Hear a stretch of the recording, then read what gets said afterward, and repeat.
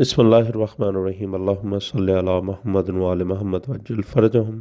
مولا امیر المومنین علی ابن ابی طالب علیہ الصلوۃ والسلام نے جناب قمبر سے فرمایا، بشارت دے دو جب رسول اکرم صلی اللہ علیہ وآلہ وسلم اس دنیا سے رخصت ہوئے تو وہ شیعوں کے علاوہ اپنی تمام امت پر ناراض تھے۔ خبردار، ہر شے کی ایک گرفت ہوتی ہے اور ایمان کی گرفت شیعہ ہی ہیں۔ خبردار، ہر شے کا ایک ستون ہوتا ہے اور اسلام کا ستون شیعہ ہی ہیں۔ ہر شے کا ایک شرف ہوتا ہے اور اسلام کا شرف شیعہ ہی ہیں۔ خبردار، ہر شے کا سردار ہوتا ہے، مجالس کی سردار شیعوں کی مجالس ہیں۔ خبردار، ہر شے کا امام ہوتا ہے اور زمین کا امام زمین کا وہ حصہ ہے جس میں شیعہ رہتے ہیں۔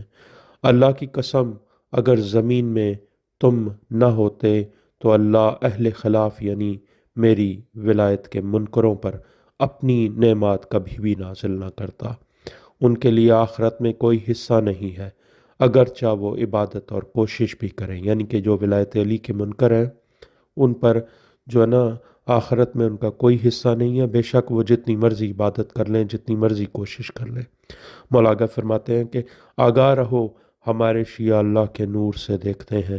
جس نے ہماری مخالفت کی، یعنی ولایت علی ابن ابی طالب علیہ السلام کی وہ مخالفت کی، اس نے اللہ کے غضب کو دعوت دی۔ اللہ کی قسم، تمہاری عمریں بڑھانے والے خاصان خدا ہیں۔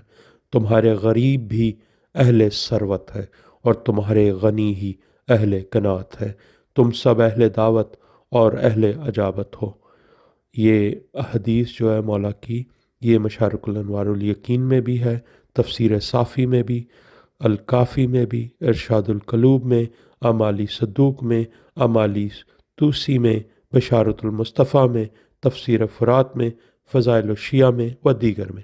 اللہم صلی علی محمد وعلی محمد وعجل فرجہ محمد۔